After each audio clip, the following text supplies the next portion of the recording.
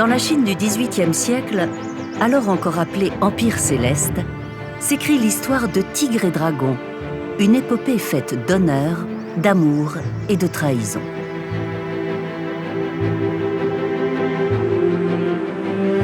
Li Mubai et Yu Shulian, deux maîtres de kung-fu, virtuoses des arts martiaux, conjuguent leurs forces pour récupérer la précieuse épée destinée, dérobée par Chen. La jeune voleuse, promise à un mariage arrangé, tente ainsi d'échapper à la soumission et à une vie ennuyeuse. Au cours de cette quête mythique, les deux héros justiciers, tiraillés par la passion secrète qu'ils éprouvent l'un pour l'autre, déjouent les pièges et combattent leurs adversaires, parcourant la Chine, des mers de bambou de l'Anhui, jusqu'au sommet vertigineux des monts Huanshan et aux portes du désert du Taklamakan. Les femmes de Tigre et Dragon sont des égéries puissantes. Elles ne se bandent pas les pieds et sont libres d'aller où elles veulent. Les hommes sont des moines guerriers, vaillants, justes et fidèles, chevaliers errants faisant triompher la justice. Au combat comme en amour, les personnages sont libres, ardents, inflexibles et ne cèdent à personne. Ils luttent avant tout avec leur propre destinée.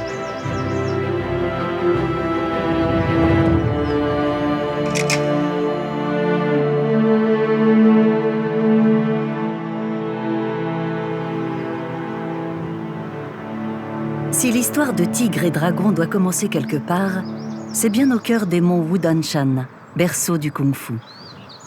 Dans cette région de l'est de la Chine, les trois grandeurs, le ciel, la terre et l'homme, ne font qu'un pour servir la pensée, indissociable de l'art martial que l'on appelle Wushu. Face à l'imposant temple bleu qui surplombe la vallée, les principes d'honneur et de justice de l'art du Wushu prennent toute leur ampleur.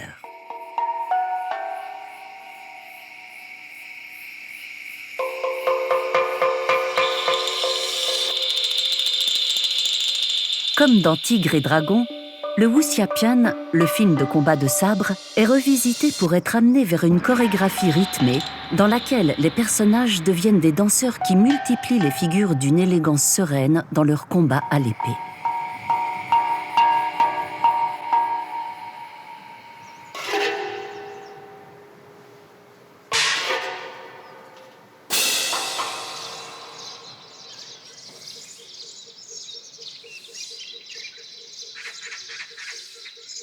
C'est sur le Wudanshan que se retrouve l'élite des arts martiaux chinois et les élèves héritiers du Wushu.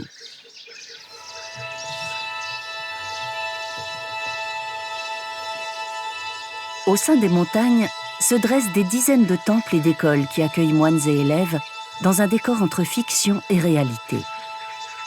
Pour Maître Gu, l'art du Wushu est lié à la méditation et au Qi, dont l'énergie vitale et le souffle intérieur s'ajoutent au yin et au yang, ces forces complémentaires que l'on retrouve dans tous les aspects de la vie et de l'univers.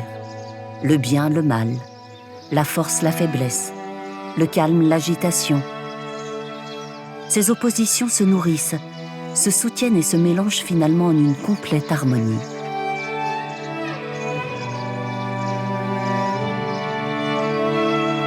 Venu des temps où il fallait à tout moment pouvoir parer à une attaque de brigands, le Wushu allie rituels de méditation, de tai chi chuan, de kung-fu et de philosophie taoïste.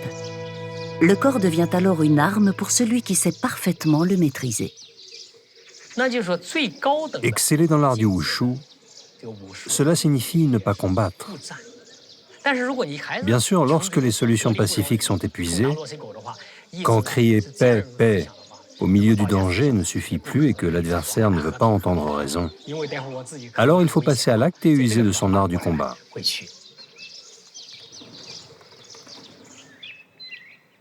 Les disciples du Wushu puisent leur force dans la nature et dans les paysages autour d'eux. Basé sur l'observation des mouvements des animaux, des saisons et des cycles de vie, le taoïsme et le tai chi chuan sont à la base de l'apprentissage du kung-fu pour tous les élèves des écoles de la région de Wudanshan. Pour atteindre l'ingéniosité et les prouesses techniques du combat, comme dans Tigre et Dragon, les élèves de Maître Gu doivent avant tout accéder à la maîtrise absolue et parfaite de leur corps et de leurs émotions. le long apprentissage du wushu devient alors pour eux un mode de vie. Le wushu est basé sur 5 déplacements. Quand on se bat, il faut avancer. Toujours avancer. Faire face. Vous voyez, j'attaque. Je recule. Je vais à gauche. À droite. Je tourne à partir de mon centre. Si on m'attaque, je suis prêt. Je ne perds ni ma réactivité ni ma souplesse.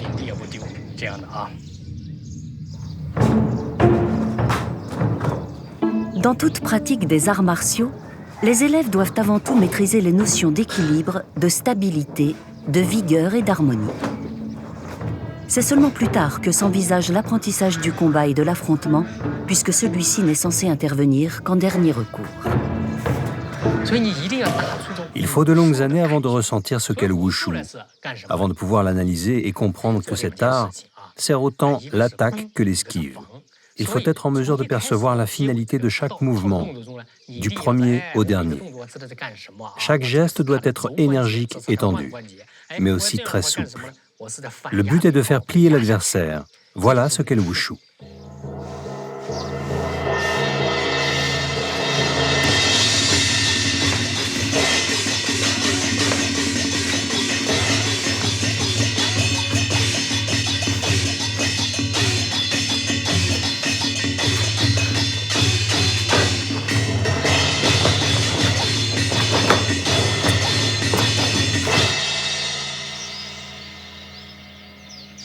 La quête des disciples wushu est à la fois intérieure et physique. Elle demande un entraînement quotidien et une grande patience à tous ceux qui souhaitent parvenir à un complet niveau d'excellence.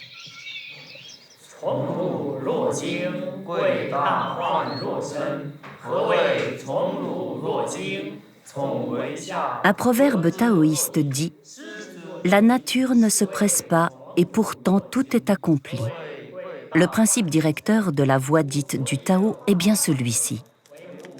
Awu Danshan, ermite, moine et élève de kung-fu, portent en eux cette idée de méditation, de respect, de concentration, de lenteur et d'équilibre, énonçant un principe de conduite à suivre dans leur vie quotidienne. Ici, le secret d'une vie harmonieuse est de ne pas chercher à accomplir davantage que ce que n'accomplit la nature.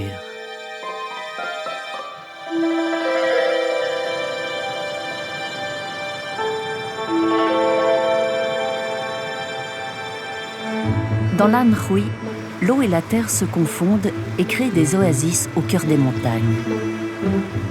Les pins, les hêtres et les bambous de la forêt de Mukeng plongent dans les cascades et les sources d'eau claire.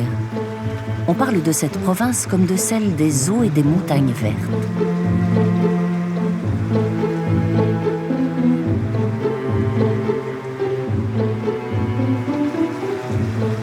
Dans Tigre et Dragon, c'est à cet endroit que Li Mubai, animé par un idéal de justice et d'honneur, jette l'épée destinée dans une chute d'eau profonde afin de la protéger des mains de Chen.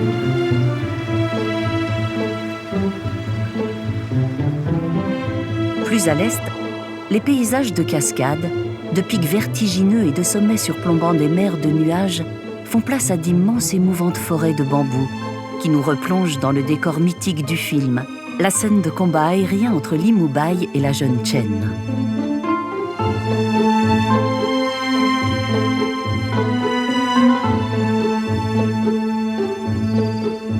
En Chine, on raconte que le passé chuchote dans les pinceaux. Wang Wang et Yang Yang symbolisent à eux deux cette pensée. L'un est fabricant de pinceaux, l'autre peintre calligraphe. Ensemble, ils parcourent la forêt à la recherche des tiges de bambou les plus originales, qu'ils mettront au service de la calligraphie. Un art qui requiert une culture, une maîtrise et un état d'esprit bien particuliers.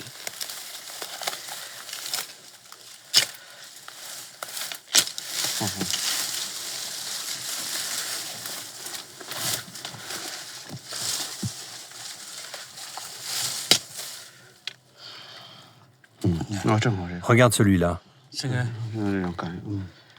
Il faudra le couper là et là. Oui, il va être très beau.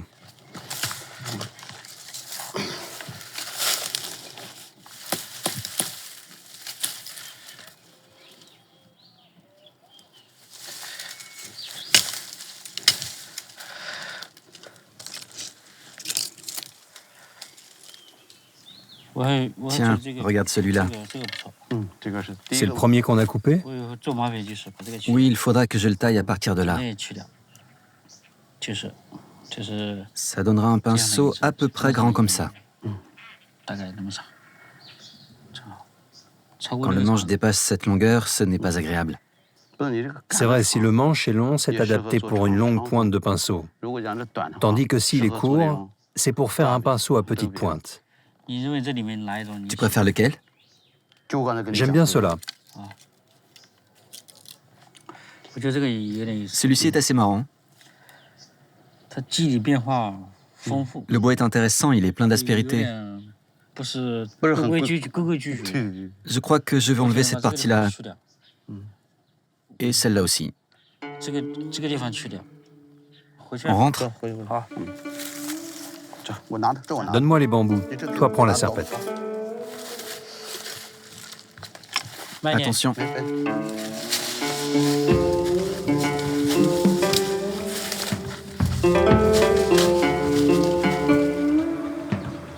Wang Wang et Yang Yang n'ont jamais envisagé de vivre ailleurs que dans la province de l'Anhui. Dans la vallée sillonnée par les 3 héros de Tigre et Dragon, la plupart des villages de pierre grise sont entourés de montagnes et leurs toits se déploient vers le ciel comme des ailes. Traversés d'étroites ruelles et de canaux, leurs plans ont été dessinés dans un parfait équilibre selon les préceptes du Feng Shui. Pour Wang Wang, la région est particulièrement propice à la contemplation et à la création.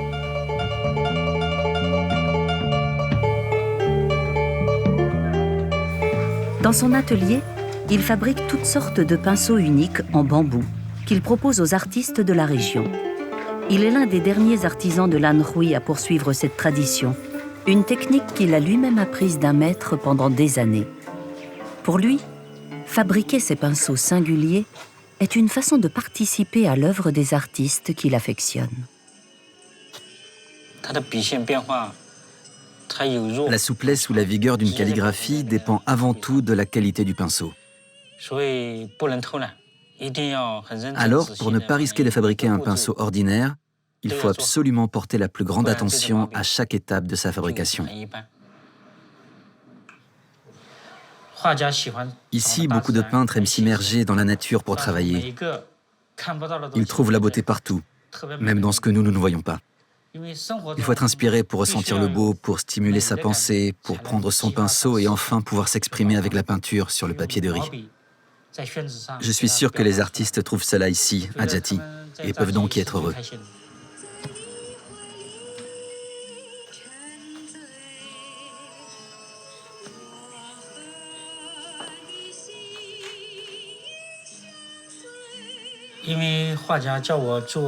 Moi aussi, quand un artiste me demande un pinceau et que je parviens à le satisfaire, je ressens un grand bonheur.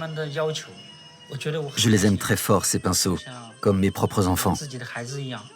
C'est très important pour moi de réaliser ces instruments uniques pour les peintres.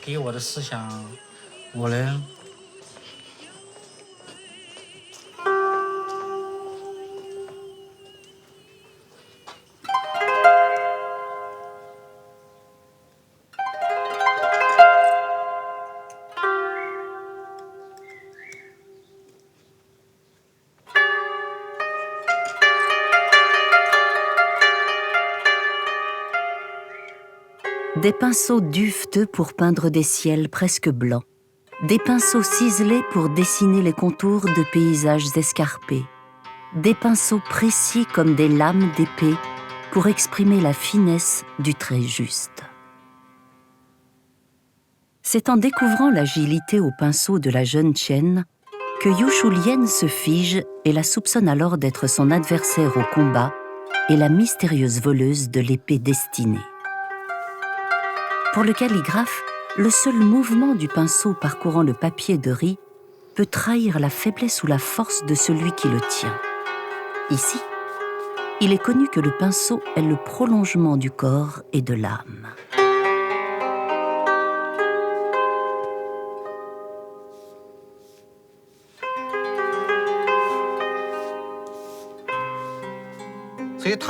Comme la peinture chinoise est liée à la poésie, le calligraphe doit avoir une culture riche. De plus, il est important qu'il possède sa propre personnalité de peintre.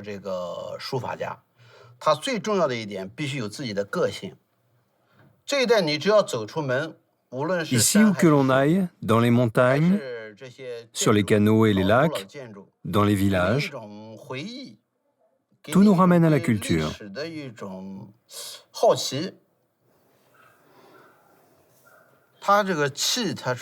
Dans la tradition chinoise, le qi est central. Il vient du tai chi chuan. Cela veut dire que lorsque l'on peint un signe, du premier trait jusqu'à la touche finale, il faut réussir à le réaliser dans un souffle unique et complet.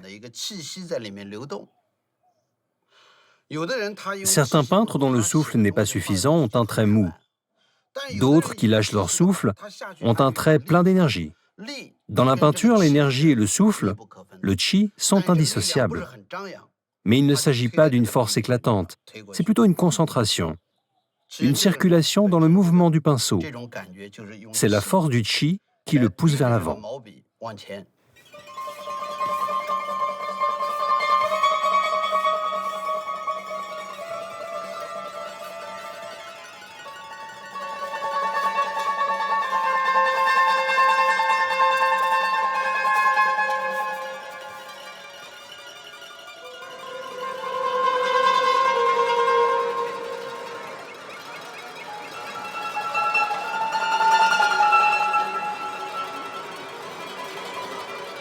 Lorsque la nuit tombe sur Hong Kong, le village devient tout à coup propice à l'écriture d'une scène de cinéma.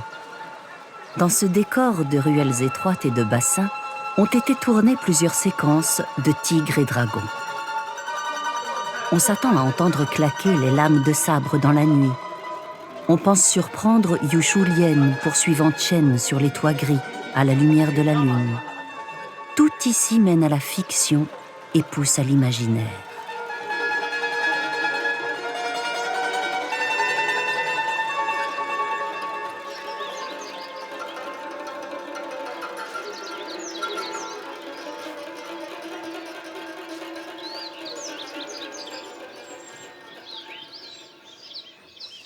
En descendant vers le sud, dans la campagne du Sichuan, les légendes et la réalité se mêlent à nouveau.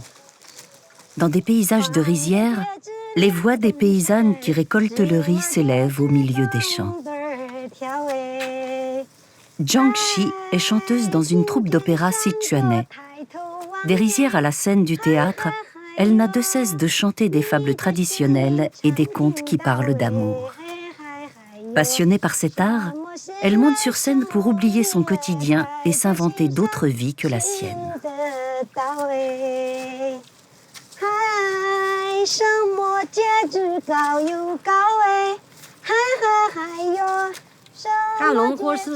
Le travail dans les champs est très important parce que toute la famille a besoin de céréales pour manger.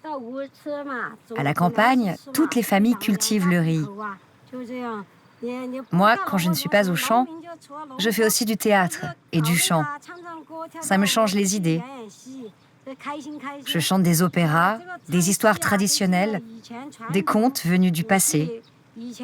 Dans l'opéra du Sichuan, on chante souvent des histoires qui se passent à la campagne. Des histoires souvent très belles, mais parfois très dures.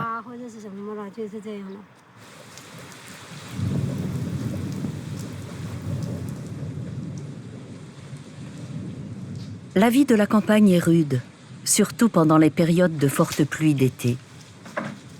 Jiang Xi habite seule avec sa belle-mère. Son mari travaille loin et sa fille étudie à la ville. Curieusement, sa propre vie s'avère très proche des airs romantiques populaires qu'elle chante sur scène. Des histoires d'amours impossibles qui commencent bien et finissent souvent très mal. Quand son travail dans les champs est terminé, en reprisant ses costumes d'opéra dont la couleur rouge symbolise la vie, la chance, l'amour et les jours fastes de bon augure, elle pense à son mari absent, se plonge dans ses rêves de jeune fille et dans son passé.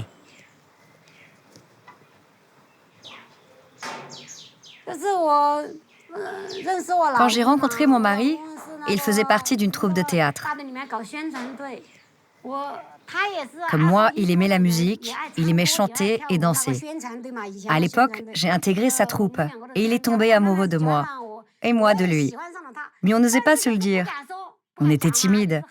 On n'arrivait pas à se dire « Tu me plais bien, je te plais bien ». Alors finalement, c'est une entremetteuse qui avait remarqué qu'il y avait quelque chose entre nous qui nous a présentés.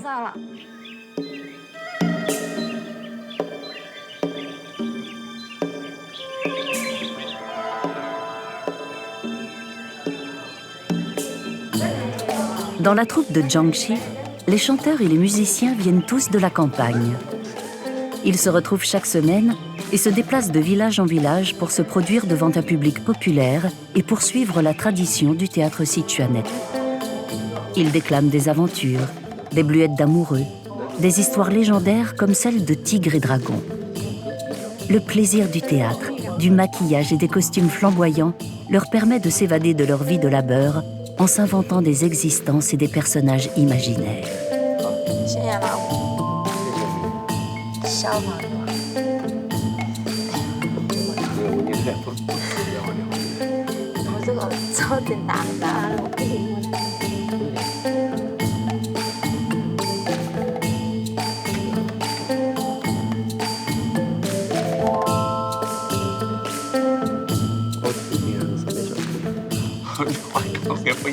Qian Zhong, le chef de file de la troupe, assure le rôle phare du changement de visage, une tradition de la région qui tient du mime et du tour de magie.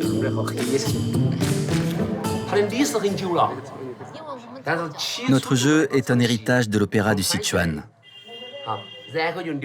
Il fait partie des arts populaires et il est reconnu comme patrimoine culturel. La Chine se développe rapidement et le public des pièces de théâtre est moins nombreux. Mais il faut protéger et conserver ces traditions. Je suis sûr qu'à l'avenir, on finira par ressortir nos trésors anciens pour les montrer au monde. Nos histoires préférées, ce sont... Les histoires d'amour. Oui, l'amour.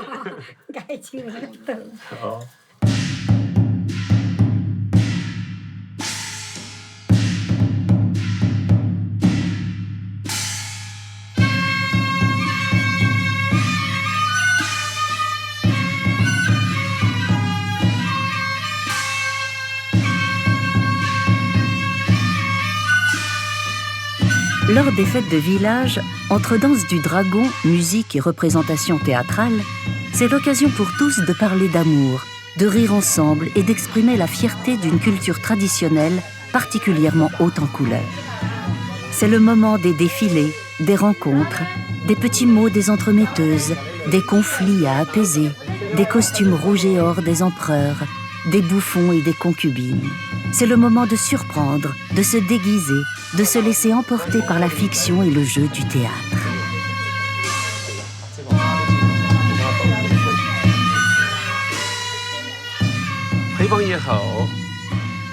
Je porte un très beau costume de l'opéra du Sichuan. C'est un costume de seigneur. Ça, c'est la couronne impériale. La couronne traditionnelle portée par les statues des rois célestes dans les temples. L'empereur de Jade portait cette couronne. Je dois d'abord bien l'ajuster. Voilà. Je mets le chapeau. Je vais devoir glisser des choses dedans, des masques souples. Il doit être bien placé. Il ne faudrait surtout pas qu'il tombe au moment où je fais le numéro du changement de visage.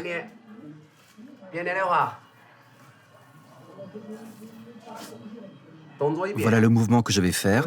Hop d'un côté, de l'autre. Et voilà, j'ai changé de visage.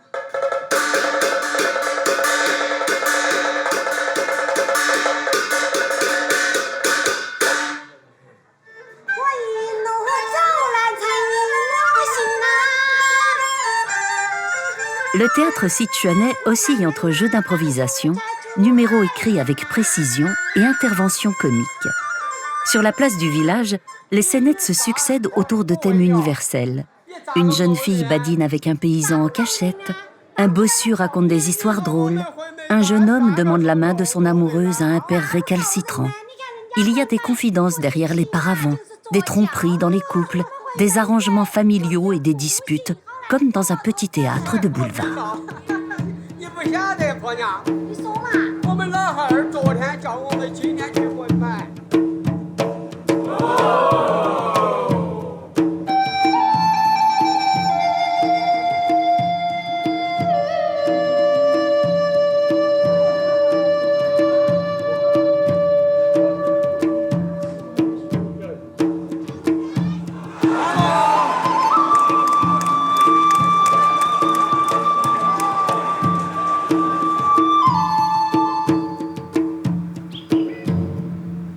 Le Sichuan est riche et luxuriant comme dans les plus beaux paysages de tigres et dragons. La saison des pluies y est longue. Les chaleurs des moussons y sont tropicales, profitant idéalement à une faune bien particulière.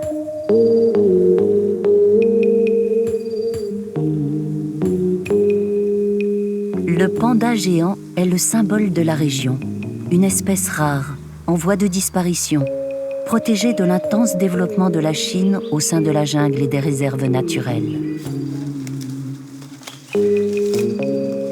Les petits pandas sont élevés et nourris dans des pouponnières, puis remis en liberté dans leur environnement naturel, où ils se détachent peu à peu des attentions de l'homme. À Bifingxia ou à Wolong, la forêt devient un sanctuaire pour les dizaines de pandas géants qui y trouvent refuge.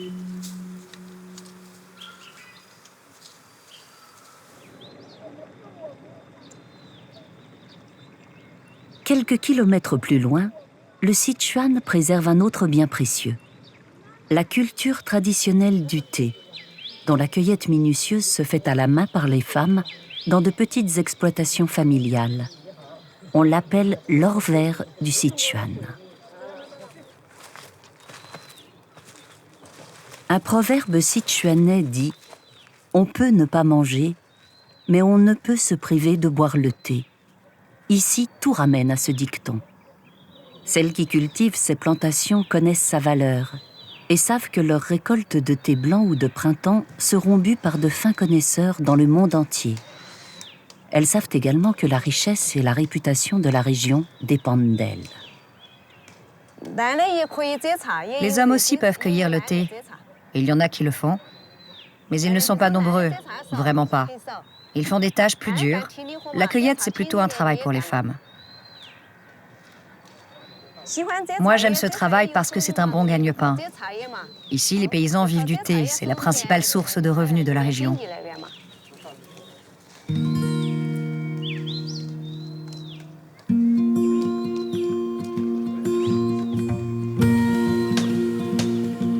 Tous les jours, les femmes du village se retrouvent dans les plantations et se répartissent le travail.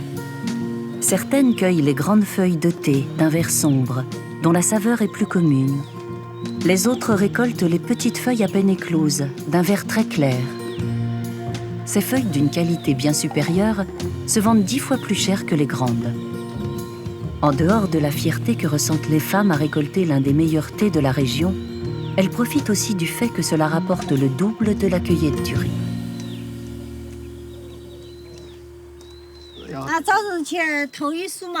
Le matin, on se lève tôt. On se prépare un repas et très vite, on sort travailler dans les champs. Après la cueillette, on part au marché pour vendre notre thé, puis on revient à la maison et on fait ce qu'on a à faire. En fait, on est tout le temps bien occupés. Parfois, il arrive qu'à 7 ou 8 heures du soir, on ne soit pas encore rentré à la maison, surtout quand il y a beaucoup de thé. Quand la saison de la récolte est terminée, c'est plus tranquille.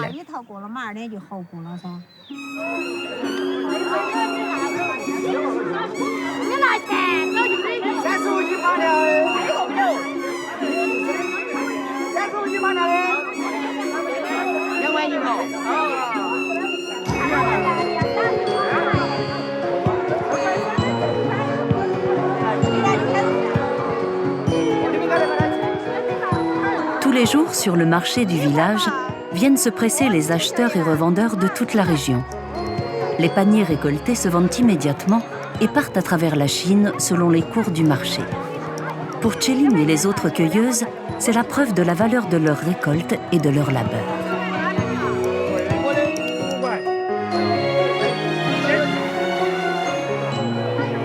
Des cultures en terrasse sous un ciel de mousson, au petit marché de village où le thé précieux se vend en quelques minutes, le voyage de cette plante particulière se poursuit jusqu'au cœur des maisons de thé de tout le Sichuan. Le chaguan est particulièrement utilisé dans les mises en scène de films de cinéma. Il est photogénique. C'est un lieu de vie, de détente, de repos et de discussion. Dans la région, les Sichuanais viennent quotidiennement y passer des heures à boire le thé, un prétexte pour observer le monde et se retrouver entre soi. Zhu Xiaomian s'y rend tous les jours, comme il irait au spectacle. Il associe ce lieu à un véritable espace de liberté pour le citoyen. L'un des besoins les plus fondamentaux de la psychologie humaine, c'est de parler. Au Sichuan, on dit que si l'on garde tout pour soi, l'amertume reste figée dans le cœur. Il faut trouver une occasion pour faire sortir cette amertume, cette douleur, avec un frère ou avec un ami. Parler suffit alors à l'apaiser. La parole est bénéfique, à la fois pour le corps et pour l'esprit.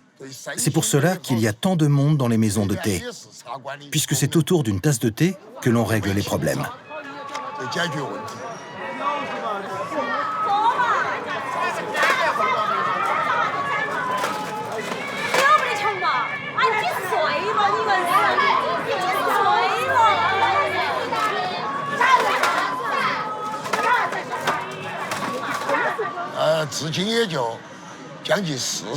Cela fait presque 40 ans que je suis avocat.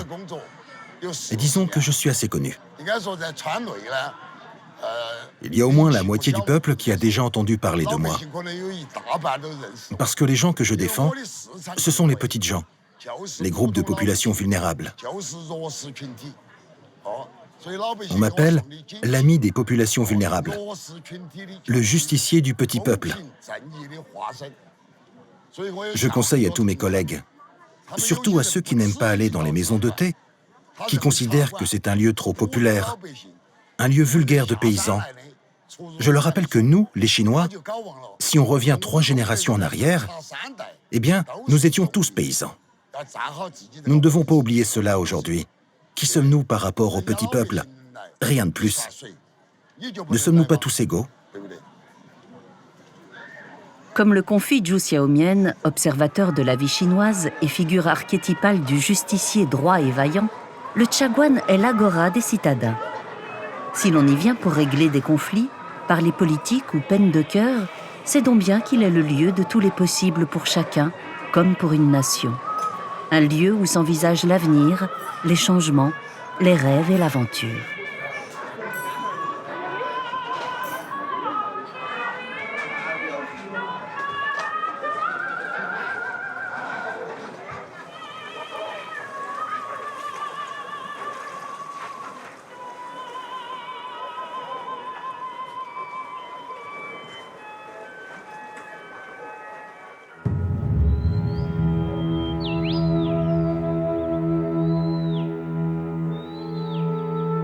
Tout à l'ouest de la Chine, dans le désert de Gobi, on parle de Tianyuguan comme de la fin de la Grande Muraille.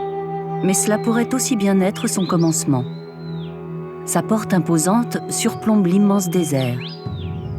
C'était celle de la route de la soie, des nomades, des aventuriers, des colporteurs.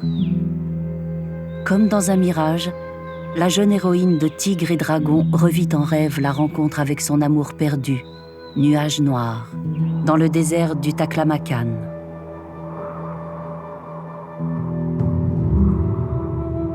On dit qu'une fois passée la forteresse de Tianyuguan, on quitte le monde des vivants pour entrer dans le royaume des fantômes.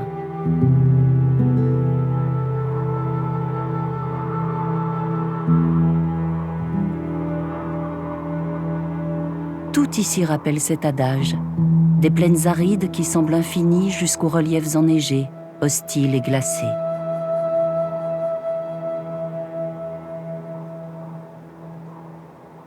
Au bout de la vallée, une fois gravis les sommets, à des heures de route du premier village, le temps est comme figé dans une autre époque.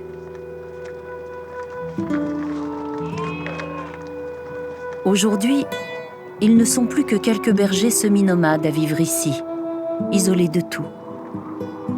La solitude, la chaleur de l'été, le froid qui tombe avec la nuit, les animaux sauvages et les heures de marche pour trouver des pâturages invitent à imaginer la vie des hommes et des femmes qui ont ouvert la voie à la route des caravanes en empruntant ce corridor de la région de Gansu.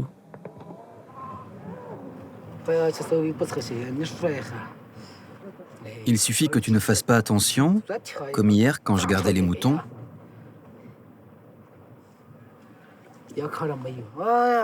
Et tu tombes sur un loup sans aller bien loin. Quand je me suis retourné, il y en avait un juste derrière moi.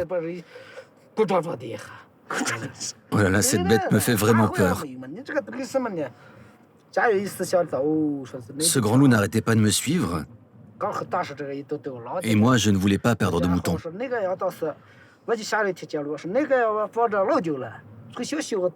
Ça faisait longtemps que je n'avais pas eu d'attaque de loup.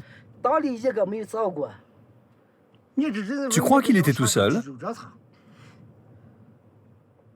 Non. Par ici, je pense qu'il y en a peut-être 8. On a quand même une vie dure. C'est simple. Sur les 365 jours de l'année, on n'a pas un seul jour de repos. Même pour le Nouvel An, la plus grande fête de l'année, on reste là pour faire paître les moutons. On n'a même pas ces bonheurs-là, mais c'est notre vie. La vie a 4 saveurs. Elle est faite d'amour, de colère, de tristesse et de joie.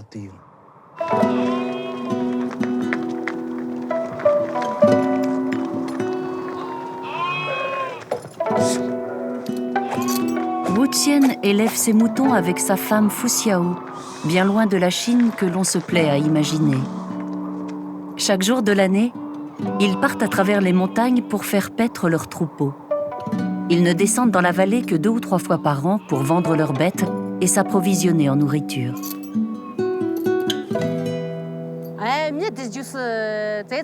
Garder les moutons, c'est plus dur pour une femme que pour un homme. Et il faut faire aussi les tâches ménagères. Et si les hommes doivent partir, alors il faut garder le troupeau. C'est pareil pour toutes les femmes ici. C'est ma responsabilité de bien protéger les moutons. Parce qu'il y a des ours bruns, des loups et aussi énormément de renards. Les renards attrapent les agneaux, les loups les gros moutons. Alors, je me dois de bien les protéger.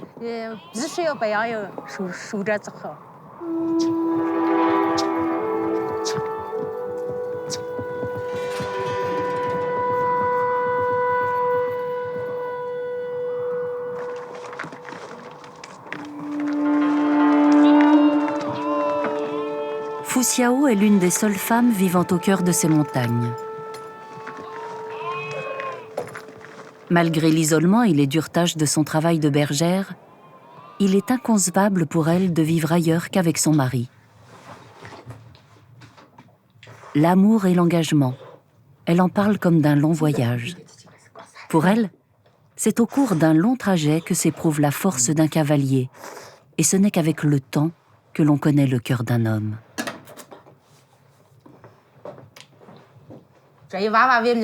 Nous, on vit ici et on n'ira pas ailleurs. Mais notre fils, lui, il étudie à la ville. Par ici, vous savez, si vous n'avez pas un certain niveau d'éducation, vous êtes obligé de travailler dur. Les gens éduqués vivent de leur savoir, comme les avocats par exemple.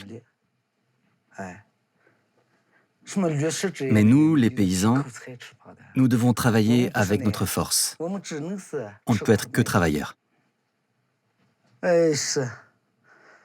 Une chose est sûre, c'est que ma réussite, je la dois à ma femme.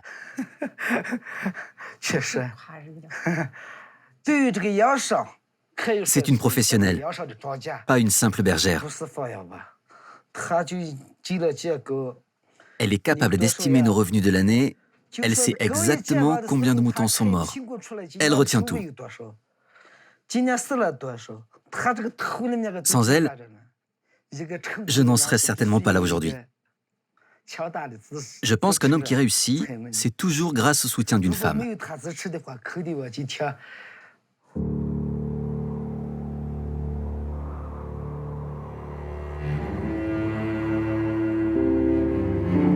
Comme dans une fable, Wu Tian décrit sa vie de berger de la même manière que dans une histoire parfaite de cinéma. Une histoire faite d'amour, de colère, de tristesse et de joie. Dans Tigre et Dragon, il est dit « Aux cœurs vaillants et fidèles, tout est accordé ». Dans ce décor, la fiction et la réalité se mêlent, laissant place à l'imaginaire, dans un idéal d'honneur, de justice, d'amour et de courage.